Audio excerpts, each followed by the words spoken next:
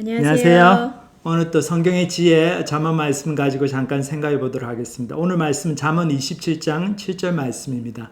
배부른 자는 꿀이라도 싫어하고 줄인 자에게는 쓴 것이라도 다니라. 예, 너무나 이제 살면서 저희가 많이 느끼는 일상적인 그 삶의 모습에 대한 이렇게 관찰을 이렇게 기록을 해 놓은 거죠. 그쵸. 배가 배고프면은 그냥 밥하고 김치하고 먹어도 괜찮은데 예. 너무 맛있는데. 또 배가 이렇게 부르면은 배가 부른 사람은 꿀을 줘도 나 너무 배가 불러가지고 예. 아무리 맛있는 걸 줘도 먹기 싫어한다는 거죠. 예. 저도 어렸을 때 보면은 이제 저희 부산에 자라가지고 우리 사모님하고 틀리게 우리 저희 집사람은 서울에서 좀 3년 차인데 또 저보다 3살이 어린데 삶의 경험은 참 많이 틀렸던 것 같아요. 저는 부산에서 저희는 그냥 한 메뉴 집에서 한 5가지 가지고 하루 그 5가지 메뉴로 1년 365일 돌리던 집안이었는데 그러니까 메뉴가 이제 어떻게 되나요? 그러면은 고등어찌개 뭐 고등어찌개. 그런 거 뭐 감자볶음 뭐 그런 건데 굉장히 괜찮았어요. 근데 하여튼 뭐 메뉴가 똑같은 메뉴가 자꾸 나오니까 어떤 제가 이게 반찬 투정을 많이 하고 그러지 않아도 별로 밥 먹는데 이렇게 열정을 안 보이고 흥미를 안 보이고 이렇게 젓가락이 굉장히 천천히 올라가고 이제 그러면은 저희 엄마로서 기분 어머니나 나쁘죠. 할머님 예. 특히 할머님이 밥을 주라 해주셨는데 한마디 하시죠. 아유 너무 밥맛이 없는 거 보는데 그냥 한 3일만 굶어라. 3일만 굶어보면은 그냥 밥맛이 확 돌아와가지고 너의 젓가락이 막 그냥 번개같이 움직일 것이다. 뭐 그런 말씀을 하셨는데 그 말씀이 참 맞는 말씀인 것 같아요. 성경에도 예. 여기 이제 그렇게 나오는데 그렇죠. 예. 그래서 저희가 식사 안 하시는데 밥 조금만 드시는데 밥맛 없다고 그러시고 그런데도 이렇게 날씬하지 않으신 분들은 다 이유가 있더라고요. 중간중간에 스낵을 좀 많이 드신다거나 그러다 보면은 정말 맛이 없죠. 예. 줄기차게 뭐 초콜릿 같은 거 드시고 과자 같은 거 먹고 이제 그러면은 실제로 식사 때가 돼가지고 좋은 건강한 그런 중요한 이제 우리 건강에 너무 도움이 되는 식사가 나오는데 먹기를 싫어하는 거죠. 예.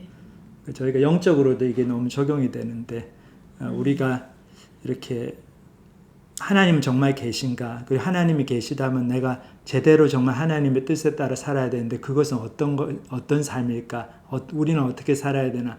그런 중요한 진리에 대한 추구 그리고 그 진리에 대한 내용들을 성경 말씀 통해서 저희들이 배울 수 있는데 거기에 대해서 참 관심이 없는 분들이 참 너무나 많은 것 같아요. 배가 불러서 그렇죠. 좀 다른 것들로 인해서 뭐 취미 생활이라든지 아니면 노후 대책이 잘 되어 있다든지 아니면 지금 생활에 굉장히 만족을 하신다든지 아니면 너무 돈이 많고 뭐 사업 벌려놓은 게 많아가지고 걱정 근심이 많으시다든지 예. 그래가지고 그런 것들로 마음이 많이 가득 차 있으면 다 배부른 사람이 되는 거죠. 이렇게 성경 말씀 이런 것들이 굉장히 귀찮게 느껴지고 뭐 이렇게 들어오지가 않고 마음에 들어오지도 않고 그렇게 예. 되는 것 같아요. 근데 이거 참 너무나 비극적인 거죠. 저희들이 예. 3, 40년 잘 먹고 잘 살려고 막 아둥바둥 살다가 정말 영원한 것들을 놓치고 예. 진짜로 놓쳐서는 안 될 것들을 놓쳐버리고 정말 맛있는 거를 주는데 예. 그거를 먹기를 싫어하고 이제 그런 삶을 살게 되면 너무 안타까울 것 같아요. 예, 저희가 정말 줄인 자가 되어서 하나님을 좀 필요로 하고 좀 갈급하게 하나님을 찾고 그런 사람들이 됐으면 좋겠습니다. 예, 오늘은 여기서 마치겠습니다. 감사합니다. 감사합니다.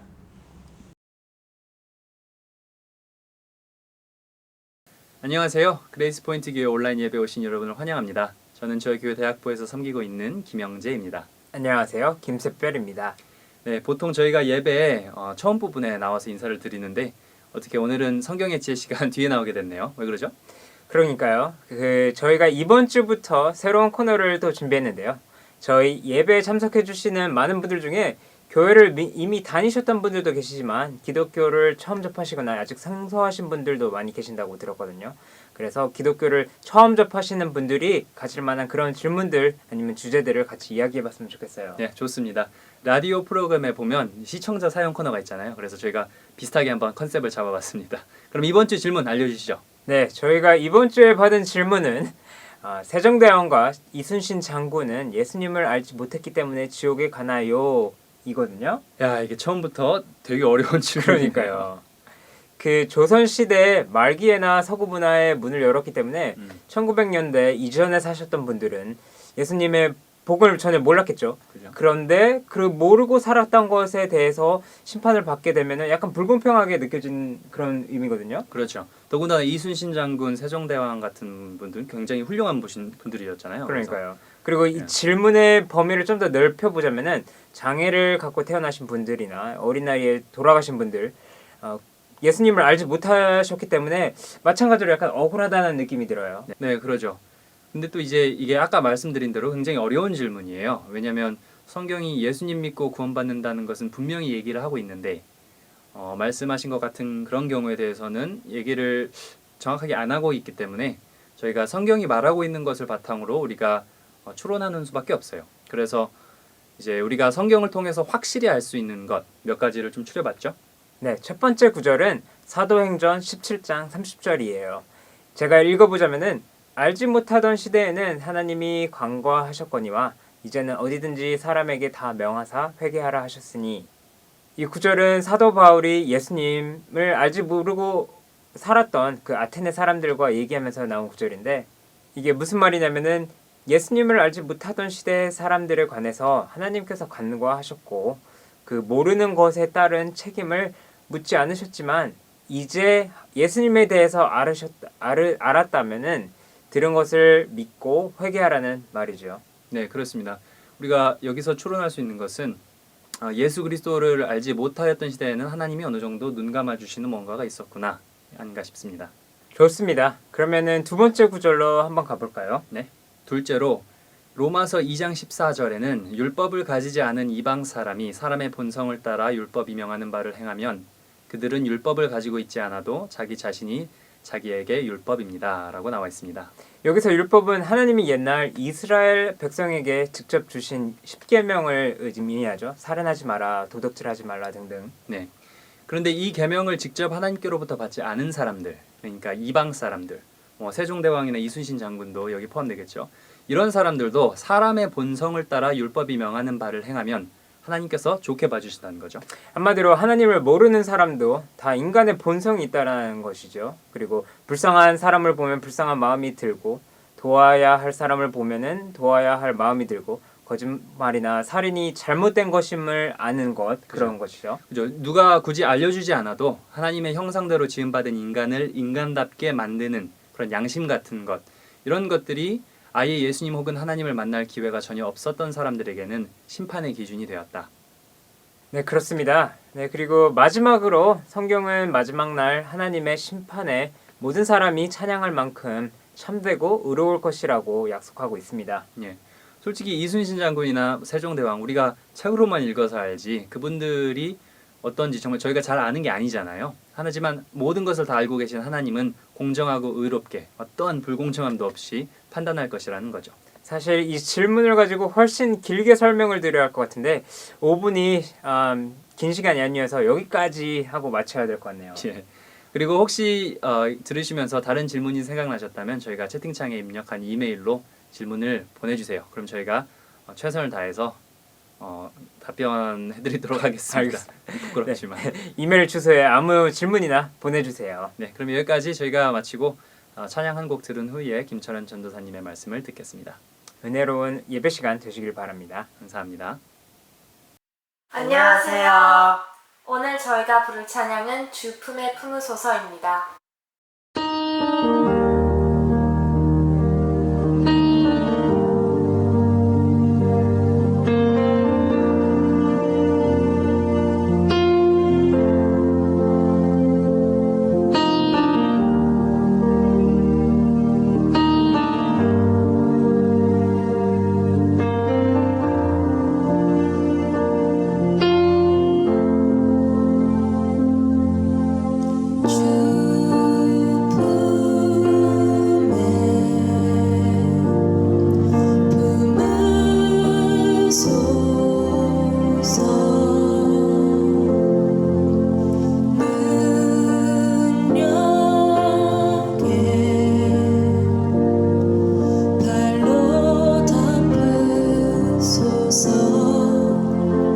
거친 파도 날 향해 와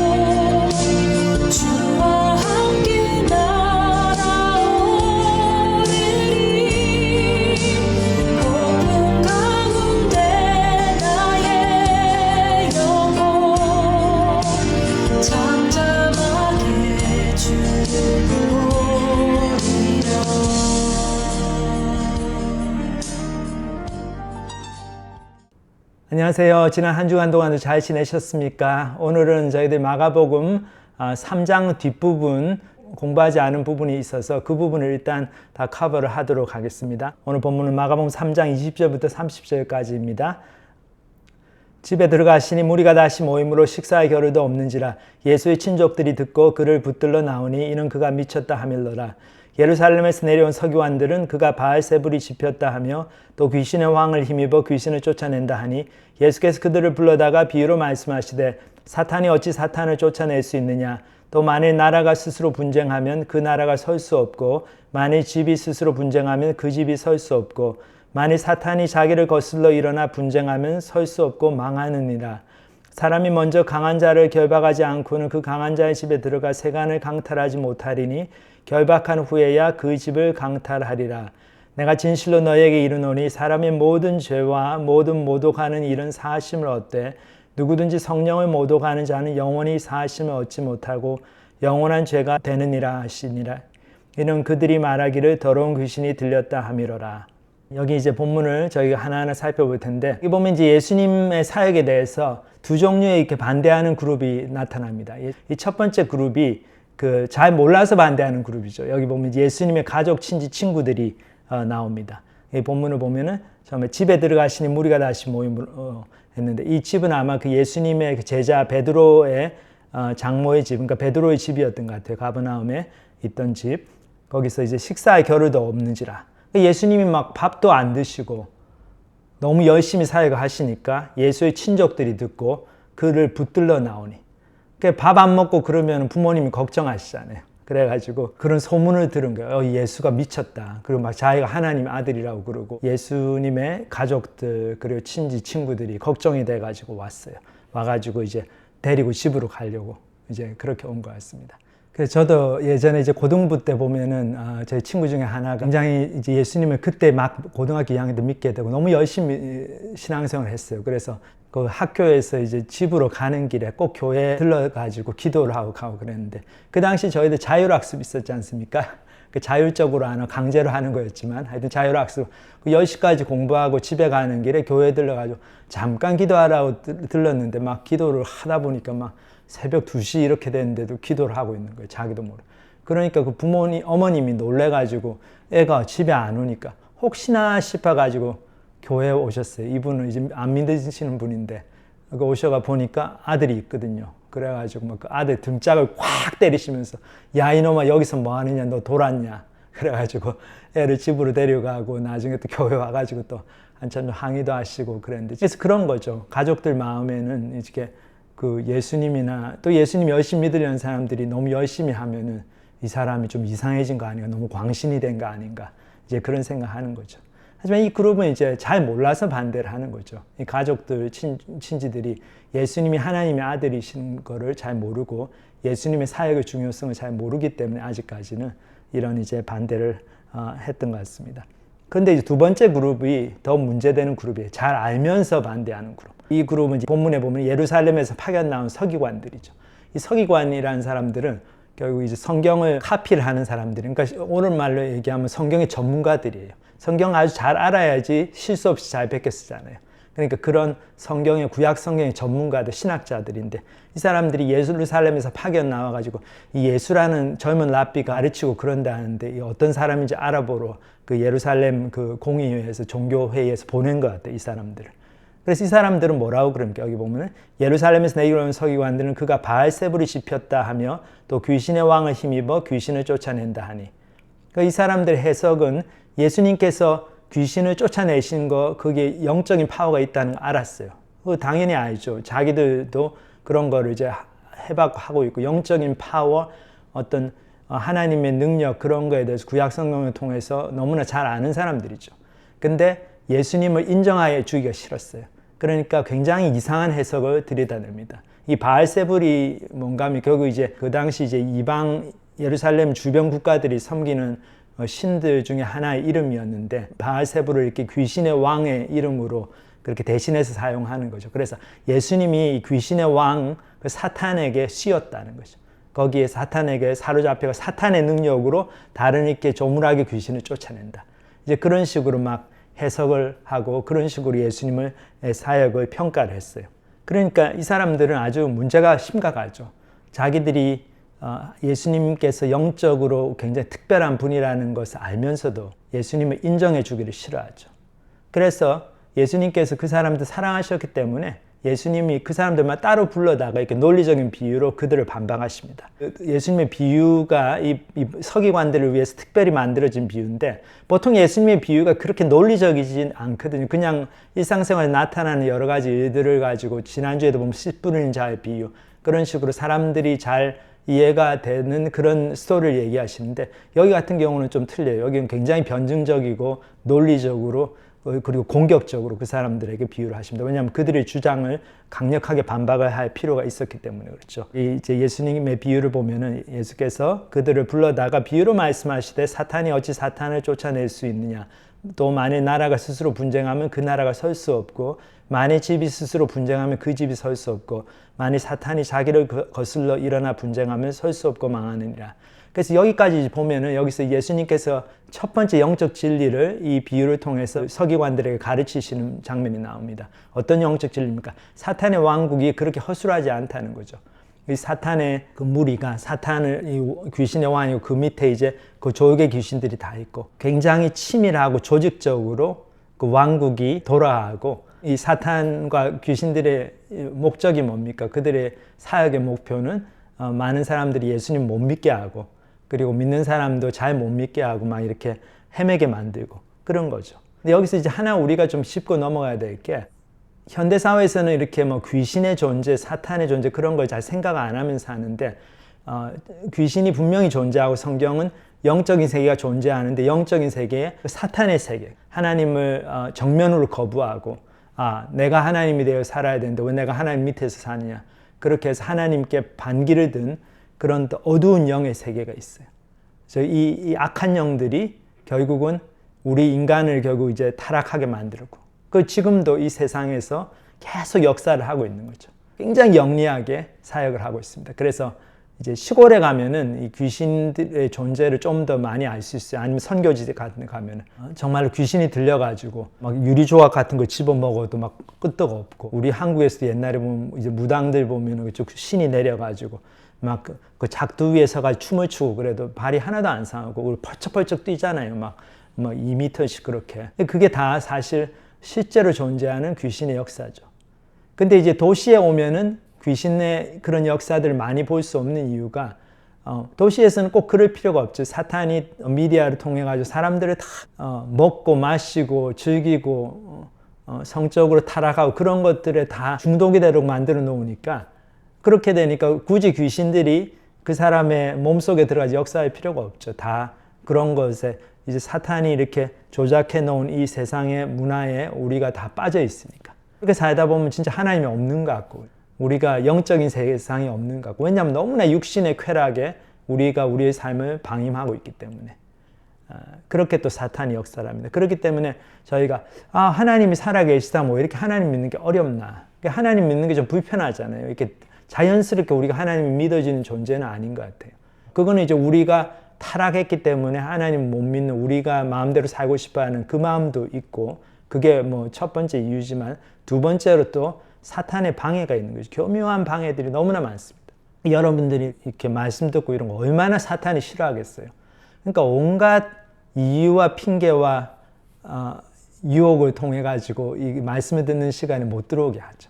그것도 사탄의 공격인 거죠. 그래서 예전에도 보면 저희 친척분들 가운데서 아이고 참 오래간만에 교회를 딱 가려고 진짜 오늘은 교회를 가려고 우리 조카들이 하도 교회 가라 그러니까 마음 먹고 나섰는데 이 차가 또 타이어가 빵꾸가 났네. 그러니까 역시 나는 교회하고는 안 맞아. 나는 교회하고는 이게 팔자에 없나 보다. 이렇게 하고 집으로 돌아가시는 거예요. 이게 보면 이제 사탄의 역사일 수 있죠. 그래서 그 사탄이 이렇게 허술하게 역사를 하는 것이 아니고 굉장히 정교하게 역사를 하기 때문에 저희가 하나님 믿는 게 어려워요.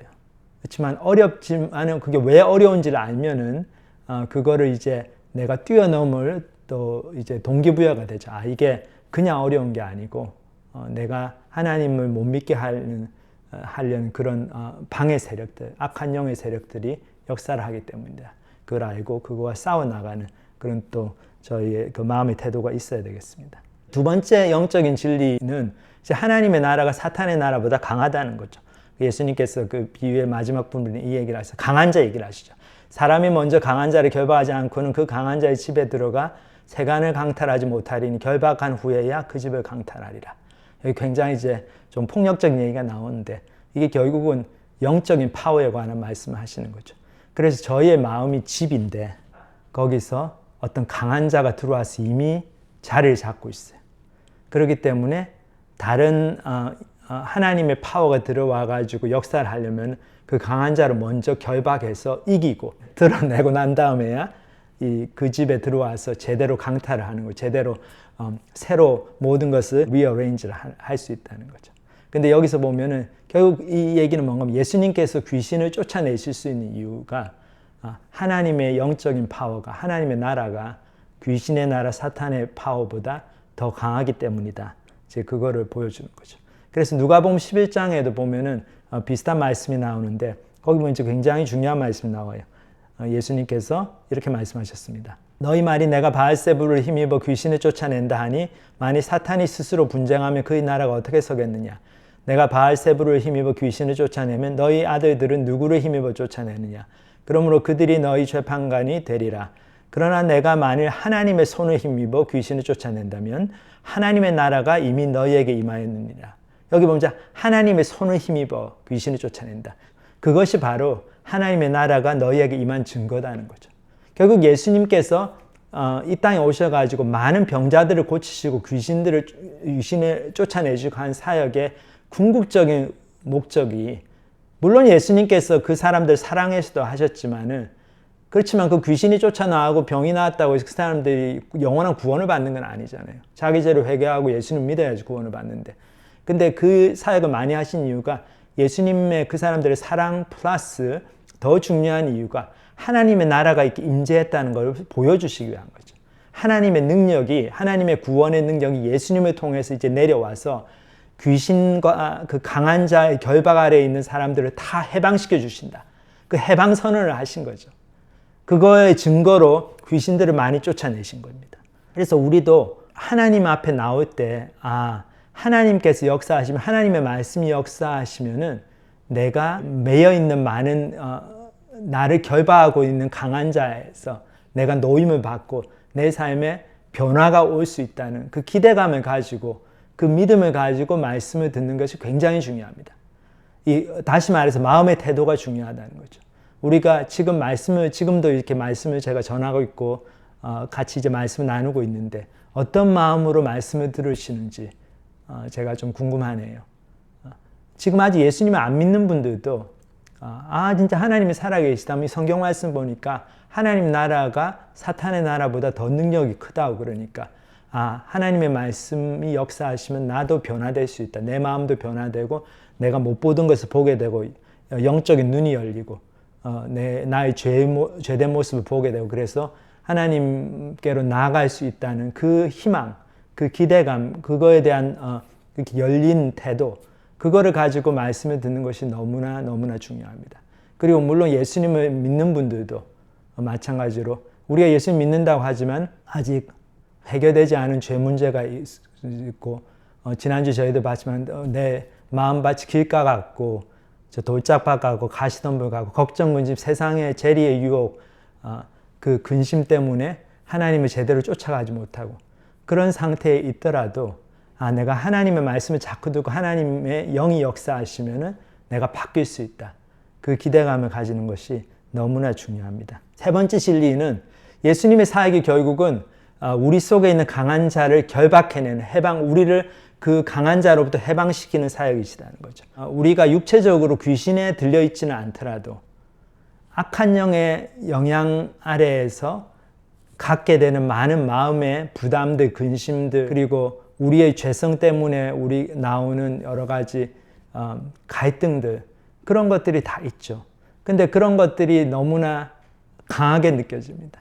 그래서 참 이렇게 말은 안 해도 우리 잠재의식 속에도 나는 변화되기는 틀렸다. 내가 이 나이 때까지 이렇게 살아왔는데 내가 이런 성질로 이런 자존심으로 사람들하고 부대끼며 살아왔는데 어떻게 내가 지금 또 변화가 되겠느냐 이렇게 생각할 수 있지만은 저희들 기억해야 될 게 예수님께서 하시는 사역이 바로 그 강한 자에서 우리를 해방시키시는 그런 사역이라는 걸 기억을 해야 됩니다. 그리고 이제 네 번째 진리로 생각할 수 있는 게 우리의 삶이 결국 강한 자에 의해서 강타된 삶이라는 거죠. 그 말씀은 뭔가 우리 모두가 우리 속에 그런 강한 자가 있다는 거예요. 그래서 우리가 강한 자의 메인 그런 삶을 살고 있다는 거죠. 근데 이거는 저희가 저희의 삶을 돌아보고 자꾸 반성하고 말씀에 비춰서 생각해보고 그러지 않으면 잘 모를 수 있어요. 저희가 그냥 사람들이 그냥 이렇게 해주는 얘기들만 듣고 살면은 저희가 특히 높은 지위에 있는 분일수록 또 나이가 드신 분일수록 어떻습니까? 사람들이 앞에 와서 자기 마음에 있는 거 솔직하게 얘기 못하죠. 그 내가 뭐 예를 들면 뭐 회사 사장인데 신입사원이 와가지고 아유 사장님은 어떻게 맨날 그렇게 인상을 쓰고 다니시고 맨날 이렇게 직원들한테 얘기할 때 함부로 얘기하십니까? 누가 그렇게 솔직하게 나한테 조언을 주겠어요, 그렇죠? 자기가 잘릴지도 모르는데. 그러니까 다 앞에 와서는 좋은 얘기 하죠. 사장님은 너무나 얼굴만 봐도 은혜가 되고 너무 덕스러우시고 참 말씀 하나하나에 그 사랑이 느껴집니다. 뭐 그렇게 아부성 발언을 하겠죠. 그거를 다 믿는 거예요, 이제. 내가 이렇게 성격이 좋구나. 내 말에 사람들이 참 격려를 받는다고 그러구나. 근데 그거 다 거짓말이잖아요. 우리가 우리 삶을 들여다보는 그 정직한 성찰, 그리고 우리의 관계성이 주변 사람들과의 관계가 가족들이나 아니면 또 친구들이나 특히 이제 교회에 오시는 분들은 교회 안에서 교우들과의 관계가 정말 이렇게 솔직하게 나한테 정직하게 조언을 해주고 피드백을 줄 수 있는 그렇게 얘기해 줄 수 있는 사람이 없으면은 저희가 강한 자에 그렇게 결박대가 있는데도 그걸 모르고 살아가게 되는 거죠. 그럼 내가 지금 강한 자에 잡혀가지고 그 노예로 살고 있는데도 나의 이기심과 자존심과 돈에 대한 욕망, 뭐 아니면 열등감, 그리고 어떤 거에 중독된 삶, 그런 것들 때문에 그거에 노예로 살고 있는데도 그것도 모르죠. 잘 산다고 생각하는 거죠. 제가 대학부 때 생각해 보면은 나름대로 신앙생활 좀 열심히 하려고 했는데 그때는 정말 이렇게 예수님 같은 사역을 전혀 생각을 못 했던 거예요. 예수님은 사람들 속에 있는 강한 자를 결박해내고 정말 이 사람의 깊이 숨겨져 있는 그 문제들을 드러내가지고 고쳐주시고 해결해주시고 그걸 도전하시고 바리새인과 서기관들도 얼마나 이제 종교적인 자부심으로 가득 찬 사람들이었잖아요. 그게 이 사람들을 결박하고 있는 강한 자였죠. 자존심, 영적인 자존심. 근데 그거에서 해방되어야지 구원을 받으니까 예수님께서 그걸 계속 지적을 하신 거죠. 그래서 그런 사역을 했어야 되는데 대학교 다닐 때는 잘 몰라가지고 그냥 성경만 가르치면 되는 줄 알았어요. 근데 제가 이제 대학원으로 이렇게 유학을 와서 여기서 이제 우리 교회에서 이렇게 스몰 그룹 교회에서 사역하면서 조금씩 이렇게 강한 자를 결박하는 사역이라는 게 뭔가를 이제 조금씩 알게 됐는데 저희가 이제 대학원 시절에 우리 여기 버클리 학부 학생들 캠퍼스 사역을 좀 했는데 그중에 이제 하나 학생 같은 경우는 이 친구가 부모님이 장로님 권사님이시고 LA 교회에서 그래서 잘 믿는 집안에서 하고 착하고 그런데 가끔씩 없어져요. 며칠씩 없어지고 그때는 뭐 이렇게 핸드폰도 없는 시절이기 때문에 집에 전화해서 안 받으면 뭐 어디 갔는지도 모르죠. 근데 며칠씩 안 나타나다가 또 나타나요. 그래서 너 어디 갔냐 그러니까 친척이 와서 어디 잠깐 갔대. 아니면 어때는 뭐 아파가지고 전화를 못 받았다. 그래서 그렇냐고 그렇게 생각했는데 나중에 봤더니 이 친구가 없어진 이유가 있더라고요. 결국에 이제 우리가 대화와 많은 이제 시간을 같이 보내는 걸 통해서 이 친구가 고백하는 게 이 친구가 버클리에 와가지고 공부하면서 도박에 빠진 거예요. 이게 버클리 대학교 근처에 한 모르겠어요. 한 10마일 안쪽으로 저쪽 리치몬드 쪽으로 가는 길에 도박장이 있어요, 사실. 거기 이제 학생들도 갈 수 있는 데고 너무나 좀 안 좋은 환경이죠, 그러니까. 근데 이 친구가 거기 한번 가가지고 하다가 돈을 잃으니까 그러니까 부모님이 학비로 보내주신 돈 그 당시 뭐 5,000불, 6,000불을 날리니까 또 가가지고 이렇게 내가 이렇게 잃은 돈만 좀 따야지 하고 하다가 또 더 잃게 되고 그렇잖아요, 도박이라는 게. 그래가지고 돈을 너무 많이 탕진한 거예요.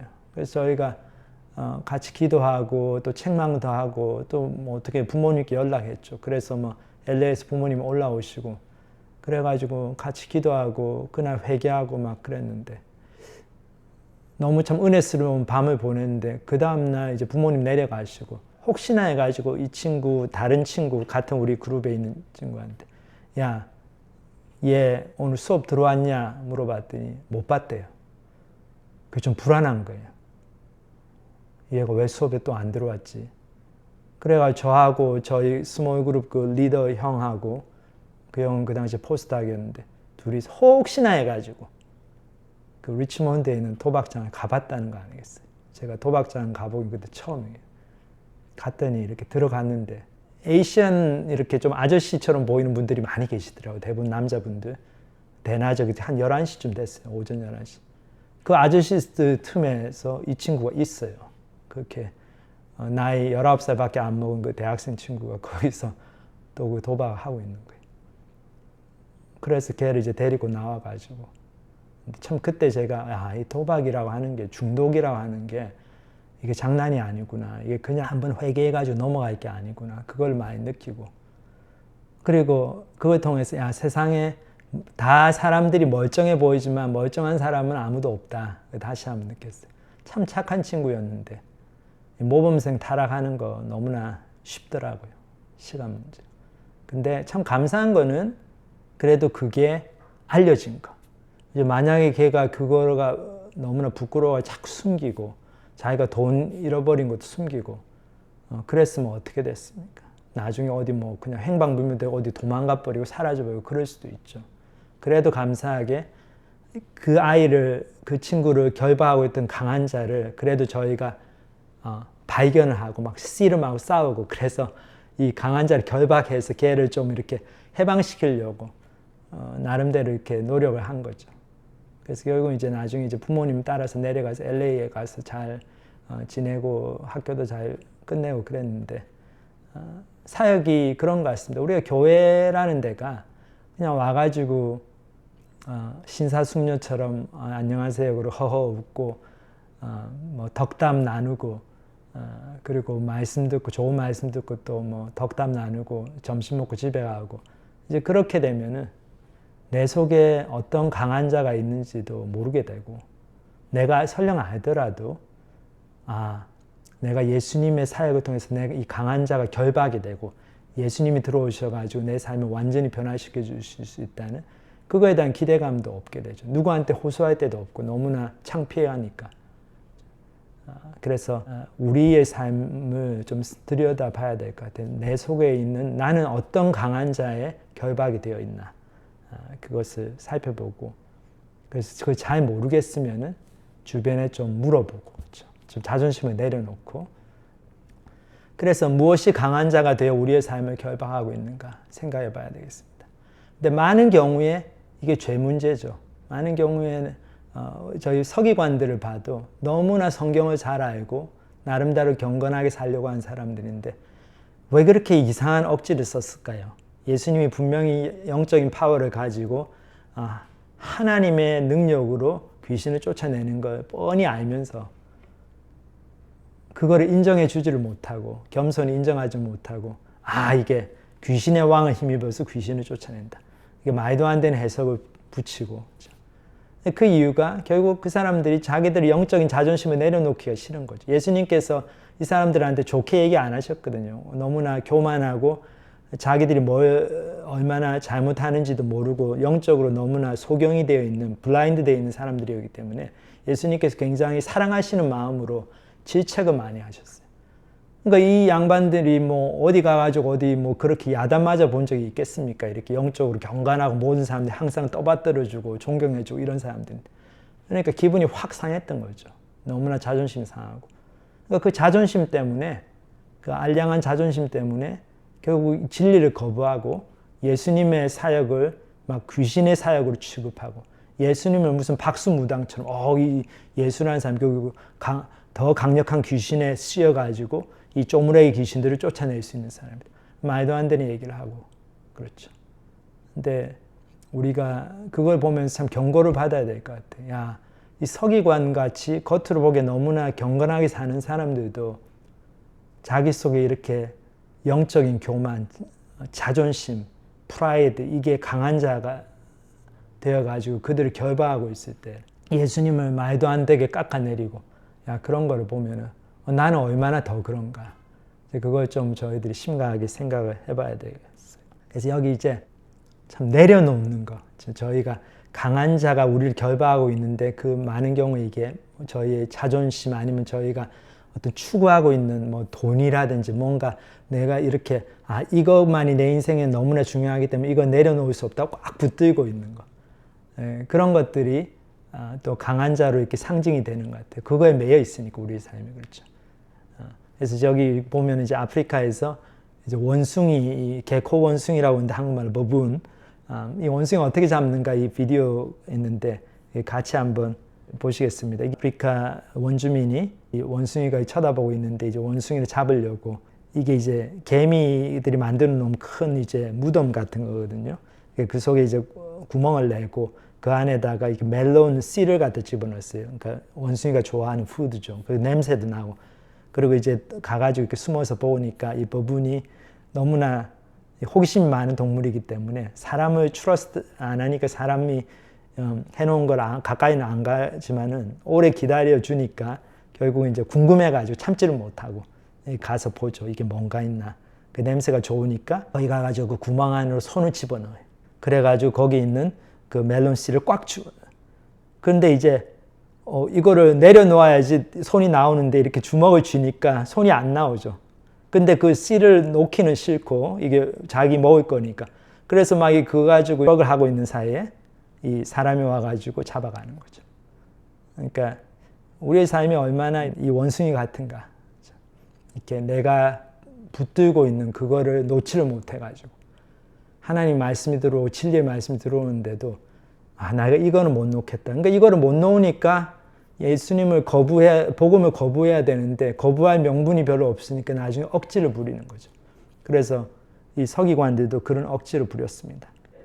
저희가 하나 꼭 기억을 해야 되는 게 이 본문이 굉장히 예수님의 심각한 경고의 말씀으로 끝이 나거든요. 내가 진실로 너희에게 이르노니 사람의 모든 죄와 모든 모독하는 일은 사하심을 얻되 누구든지 성령을 모독하는 자는 영원히 사하심을 얻지 못하고 영원한 죄가 되느니라 하시니 이는 그들이 말하기를 더러운 귀신이 들렸다 함이로라. 그래서 예수님의 그 서기관들을 향한 그 심각한 경고의 말씀이죠.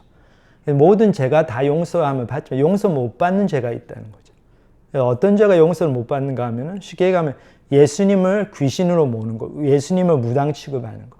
그러니까 예수님께서 분명히 하나님의 능력으로 귀신을 쫓아내고 예수님의 하나님의 아들 되신 그 하나님의 나라의 능력이 사탄의 나라의 그 권세보다 능력보다 더 강하다는 걸 보여주시는데도 그 예수님을 하나님의 아들로 믿어드리려니까 자기 자존심이 너무 상하거든요. 그러니까 그 강한 자가 이 서기관들은 자기 자존심이죠. 그 자존심을 지켜야 되니까 예수님을 말도 안 되게 다 뻔히 알면서 예수님을 귀신의 왕으로 막 귀신 들린 사람으로 취급하고 성령님의 역사를 근본적으로 거부하고 그래서 악을 선이라고 그러고 선을 악이라고 그러고 내 자존심을 지키기 위해서 이렇게 하는 사람은 그 마음에 이제 이렇게 계속 하면은 그 마음이 완전히 강한 자의 결박이 돼가지고 사탄같이 된다는 거예요. 내가 그냥 사탄이 되는 거죠. 사탄이 그렇지 않습니까?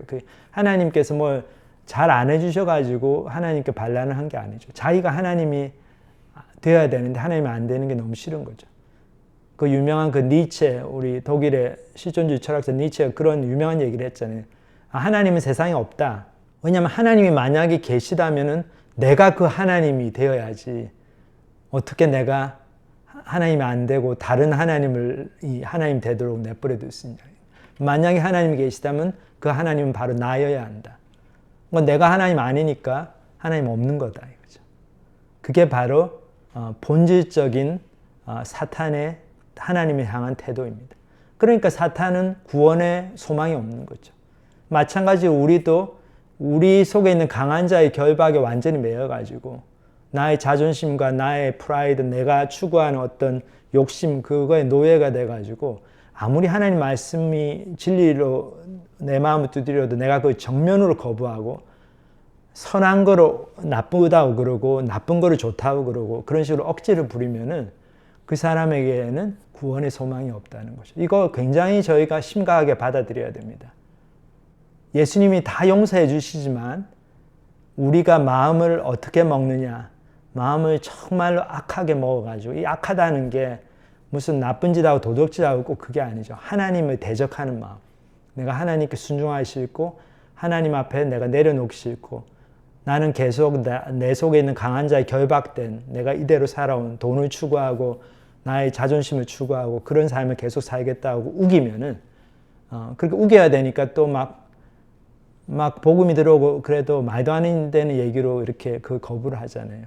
그러면은 그 사람에게 소망이 없다는 거죠. 그러니까 참 이거 저희가 심각하게 받아들이고 기회가 있을 때 아직 우리 마음에 조금 이렇게 마음이 열려 있을 때 열려 있으니까 여러분들 우리가 다 같이 하나님 말씀 듣는 거죠.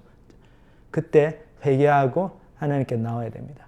교회 다니시는 분들 믿는다고 하시는 분들도 내 속에 강한 자가 있어가지고 나를 결박하고 있는데 내가 그걸 알고 있는지 나는 어떤 강한 자를 하나님의 능력으로 하나님의 은혜를 힘입어 가지고 이렇게 쫓아내야 되는지 정말 그거를 알고 그리고 그 강한 자를 결박하기 위해서 내가 하나님 앞에 마음을 열고 나아가고 또 다른 사람들의 도움을 청하고 솔직하게 나의 모습에 있는 그대로 고백하고 도움을 청하고 그것이 너무나 중요합니다. 그걸 통해서 우리가 영적으로 성장하고 마귀는 믿는 사람들도 영적으로 성장하는 거 너무 싫어하잖아요. 그래서 계속 우리 속에 있는 강한 자에 결박되어서 살기를 원하죠. 근데 우리가 그런 마귀의 속임수에 넘어갈 게 아니고 자꾸 삶을 오픈하고 예수님의 능력으로 내가 바뀔 수 있다는 예수님이 들어오셔서 이 강한 자를 결박하고 쫓아낼 수 있다는 그런 기대감, 희망, 믿음을 가지고 그렇게 하나님께 나가면은 그 변화의 역사를 경험하게 될 줄을 믿습니다. 우리 같이 기도하시겠습니다. 하나님 아버지 감사합니다. 오늘 이렇게 심각한 말씀 주셨는데 저희가 저희 삶을 말씀에 비추어서 정직하게 들여다보고 너희 속에 있는 강한 자를 인지하고 하나님의 능력으로 쫓아내고 해방을 경험하는 그런 구원의 역사 또 성장의 역사를 주님께 허락해 주시기를 기도합니다. 참 서기관들 모습을 보면서 저희가 많은 경고와 도전을 받습니다. 경건한 사람들이었지만 그 경건이 자기 의가 되고 자존심의 근원이 되었을 때 예수님을 거부하는 자리에 서고 예수님이 그 위선을 지적하셨을 때 너무나 자존심 상해서 도저히 받아들이지 못하고 예수님을 무당으로 귀신에 들린 사람으로까지 몰아세우면서까지도 자신들의 자존심을 지키려고 안간힘을 쓰는 모습 보면서 참 그것이 저희의 모습이 아닌지도 생각해 봅니다. 주님 저희 한 사람 한 사람 기억하여 주시고 저희가 서기관들 같은 자리에 서지 않게 하시고 정말 성령을 모독하고 정말 하나님으로부터 영원히 분리되는 그런 안타까운 자리에서는 사람들이 아무도 없도록 주님께서 은혜 베풀어 주시고 기억하여 주시옵소서. 오늘 이렇게 주신 말씀 감사를 드립니다. 예수님의 이름으로 기도합니다. 아멘. 네, 은혜로운 말씀 감사합니다. 네, 다음 주도 같은 시간, 같은 인터넷 주소에서 온라인 예배를 만나보실 수 있습니다. 예, 그럼 좋은 한 주간 되시길 바라고 다음 주에 뵙겠습니다. 감사합니다. 감사합니다.